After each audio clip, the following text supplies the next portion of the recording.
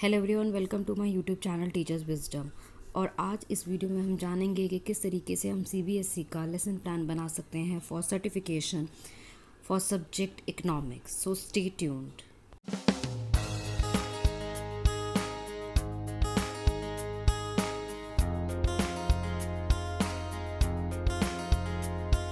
मैंने अपनी last video में भी आपको समझाया था कि किस तरीके से आपको जो ऊपर के इनिशियल्स हैं इनको भरना है।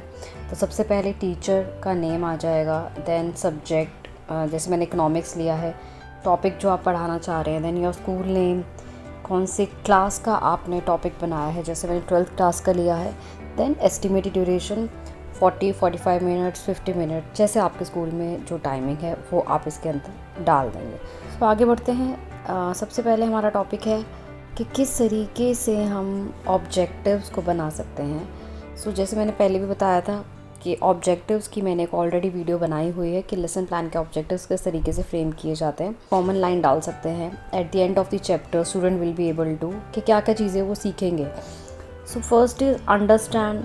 आप कोई भी एक्शन वर्ब यूज़ कर सकते हैं related to your first domain, जहाँ पे हम सिर्फ नॉलेज की बात करते हैं, अंडरस्टैंडिंग लेवल की बात करते हैं। अभी डीपर नॉलेज की यहाँ बात नहीं होती पहले ऑब्जेक्टिव में।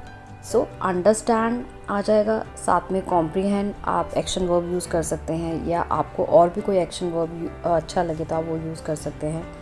Then second, calculate, compute national income through 3 methods, value added method, income method, expenditure method. Then explain the concept of GDP and welfare and how it can be reconciled, या explain the concept of debate of GDP and welfare and how it can be reconciled. So जैसा आपका topic है उस हिसाब से आप अपने objectives को बनाएंगे। So ये तो है लेसन के क्या ऑब्जेक्टिव्स हैं। अब हमारे यहाँ पे जो पूरा फोकस रहता है वो इस चीज़ पे रहेगा कि क्या करिकुलम एड्रेस है, basically what specific curriculum learning outcome. अभी वो हम टॉपिक की बात कर रहे थे कि बच्चे का क्या लर्निंग एक्सपीरियंस होगा। अब हम यहाँ बात करें कि हमारा जो करिकुलम है वो स्पेसिफिकली कौन कौन सी चीज़ों पे यहाँ पर फोकस कर रहा है। सो यहाँ पे वही जैसे हमने पहले डिस्कस किया कि compute of national income through 3 methods आ जाएगा। You can write that के at the end of the chapter students will be able to compute the national income through 3 methods, जो ऊपर हमने 3 मैथड डिस्कस करे थे, value added method, income method, expenditure method. Then precautions of expenditure method, treatment of different item under national income at current prices, constant prices, concept of your nominal GDP and real GDP, and understand the concept of GDP and welfare. So ये मैंने example लिए हैं, जैसा आपका topic होगा आप उसी हिसाब से अपने टॉपिक के ऑब्जेक्टिव्स फ्रेम कर सकते हैं।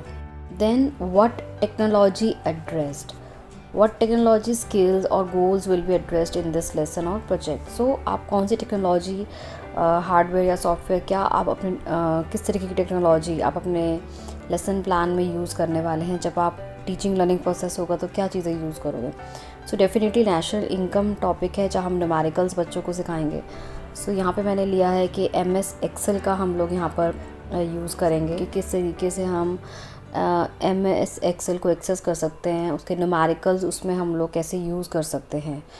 Then student will learn how to seek information from the barcode in NCERT। सो ये 2 आप लिख सकते हैं इसके अंदर।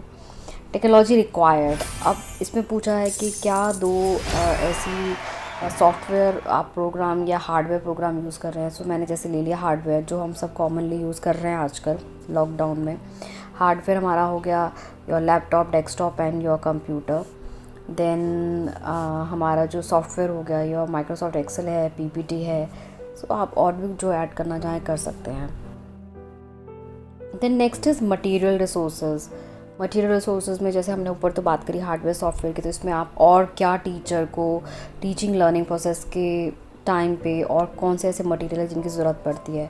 So book, definitely text book तो बहुत इंपॉर्टेंट है टीचर के लिए अगर उसको डीपर नॉलेज लेनी है और एक इफ़ेक्टिव मास्टरी अगर वो चाहती है टीचर किसी भी टॉपिक के बारे में, तो yes, text book is very important. आप कंसेप्ट मैप बना सकते हैं, माइंड मैप बना सकते हैं। अगर आपको कंसेप्ट मैप नहीं आता है बनाना तो मेरी एक ऑलरेडी वीडियो मैंने बनाई हुई है कि how to make concept map. Then PowerPoint presentation आप बना सकते हैं, पीपीटी बना सकते हैं, सपोर्टेड मटेरियल आप कंस्ट्रक्ट कर सकते हैं, सब असाइनमेंट बनाइए, वर्कशीट बना सकते हैं आप। डेवलपमेंट्री क्वेश्चंस जहाँ पर we are connecting the previous knowledge with the new knowledge, जहाँ हम पूर्व ज्ञान को जो बच्चा आगे ज्ञान लेने वाला है उससे कनेक्ट करते हैं। सो डेवलपमेंट्री क्वेश्चंस फ्रेम कर सकते हैं। रिकैप्चुलेशन डेफिनेटली 4-5 क्वेश्चंस ऐसे फ्रेम करेंगे आप, जहाँ पर आप जान पाएंगे कि बच्चे का वाई और हाउ मीन्स कि डीपर अंडरस्टैंडिंग डेवलप हुई है या नहीं हुई। सो अदर मटेरियल्स मैंने यहाँ पे भी यही लिखा है, computer, laptop, phone, Google classroom आप लिख सकते हैं। दैन ये कुछ वेबसाइट्स के लिंक हैं जहाँ पर बच्चे जाकर सर्च कर सकते हैं और अपने जो लर्निंग है उसको और एनहांस कर सकते हैं। स्टूडेंट एंगेजमेंट, सो यहाँ पर क्या है कि टीचर यहाँ पर बच्चों को एंगेज करने के लिए, उनकी इफ़ेक्टिव लर्निंग के लिए कुछ एक्टिविटी ऑर्गेनाइज कराएगी, थ्योरेटिकल के साथ साथ उनको प्रैक्टिकल नॉलेज भी देगी। सो उसके लिए क्या करेंगे कि हम डिफरेंट एक्टिविटीज़ को क्लासरूम के अंदर ऑर्गेनाइज करवाएंगे। सो जैसे मैंने एक्टिविटी 1, 2, 3 आप देख सकते हैं कि मैंने डिफरेंट यहाँ पे एक्टिविटीज़ के एग्जांपल दिए हैं। देन योर एक्सप्लेनेशन का यहाँ पर बेसिकली मतलब है कि कहाँ से कौन सा कंटेंट आपका रिलेटेड है। अगर हमने कोई एक्टिविटी 1, 2, 3 ऑर्गेनाइज़ कराई है तो उसका कंटेंट अगर बच्चा रेफ़र करना चाहे तो कहाँ जाकर कंटेंट पे रेफ़र कर सकता है। सो डेफिनेटली यहाँ पर आपने जो बुक है, जो टेक्स्ट बुक है, आप उनके बच्चों को पेज नंबर दे सकते हैं कि मैंने यहाँ से यहाँ तक ये टॉपिक पढ़ाया है। लाइक 40 जैसे 32 मैंने एग्जांपल रखा है, या कोई स्पेसिफिकली कोई टॉपिक है तो 14 से 17 में ये है, तो आप उसका सेग्रीगेशन दे देंगे पूरा कि 14 से 32 में कौन कौन से टॉपिक आपके यहाँ पर कवर हो रहे हैं। दैन इलेबोरेशन, अब यहाँ पर क्या है, what the student does that is consistent with this model, make connection and sees relationship of the concept in other content area। so यहाँ पर हम relationship देखेंगे कि जो उनके पास previous knowledge है या कोई भी जो उन्होंने आज टॉपिक पढ़ा है उनका एक दूसरे के साथ क्या रिलेशनशिप है। जैसे मैंने बताया था कि डिफरेंट मेथडोलॉजी हम इसके अंदर यूज़ करेंगे, सो उनका क्या रिलेशनशिप है नेशनल इनकम के साथ। Now what the student does that is consistent with this model. तो अब इवैल्यूएशन बहुत इंपॉर्टेंट है। इवैल्यूएशन से ही हम जान पाते हैं कि हमारे ऑब्जेक्टिव अचीव हुए हैं या नहीं हुए। सो ऑब्जेक्टिव मीन्स कि जहाँ पर हम बात करते हैं कि बच्चे के बिहेवियर में कोई चेंज आया है या नहीं आया। सो आप डिफरेंट इवैल्यूएशन कर सकते हैं। आप बच्चों को प्रेजेंटेशन दे सकते हैं, आप कोई गूगल फॉर्म क्विज़ बना सकते हैं जिसमें आप टॉपिक से रिलेटेड डिफरेंट क्वेश्चंस को फ्रेम कर सकते हैं। आप उनको असाइनमेंट दे सकते हैं, कोई प्रोजेक्ट वर्क दे सकते हैं, आप उनका छोटा सा टेस्ट ले सकते हैं। तो किसी भी तरीके से आप इवैल्यूएशन कर सकते हैं। Then last is the most important, teacher self assessment. How well did the lesson work overall. So यहाँ पर जब टीचर ने पढ़ाया, टेक्नोलॉजी को यूज़ किया, स्किल्स को यूज़ किया, सो वो कितना इफ़ेक्टिव रहा।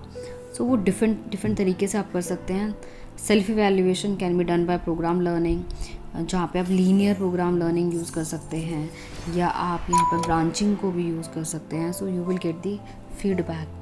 Then feedback form filled by the student, आप बच्चों से ही फीडबैक फॉर्म भरवा सकते हैं कि क्लासरूम जब आपकी क्लास डन हो जाए तो लास्ट के 10 मिनट्स में आप उनको फीडबैक फॉर्म दे सकते हैं। सो दे विल इवैल्यूएट यू। रिकैप्चुलेशन, आप लास्ट में बच्चों से जब आपका टॉपिक ख़त्म हो जाए तो आप उनसे 6-7 क्वेश्चंस पूछ सकते हैं, और अगर आपकी क्लास आपको बहुत इफ़ेक्टिवली करेक्ट आंसर्स दे रही है, that means your teaching was effective. और अगर आपको नेगेटिव फीडबैक मिलता है तो that means you have to rework, you have to analyse, you have to check कि कहाँ पर आपके पढ़ाने में कमी थी, मेथडोलॉजी में कमी थी, या कंटेंट में आपकी कमी थी, या कुछ ना कुछ तो ऐसा रहा होगा कि बच्चों को टॉपिक समझ में नहीं आया। सो आज हमने डिस्कस किया कि इकोनॉमिक्स का लेसन प्लान हम कैसे बना सकते हैं। नेक्स्ट मैं जल्द ही लेकर आऊँगी प्राइमरी लेवल के लेसन प्लान्स। मैथमेटिक्स का लेसन प्लान मैं लेकर आऊँगी।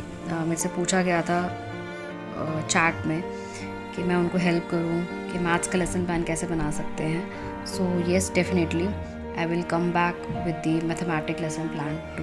Thank you. अगर आपको मेरा वीडियो पसंद आया है तो इतने एफर्ट के लिए एक छोटा सा लाइक आप दे सकते हैं, कमेंट कर सकते हैं, and you can subscribe my channel to.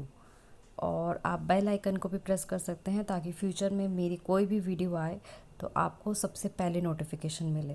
Thank you.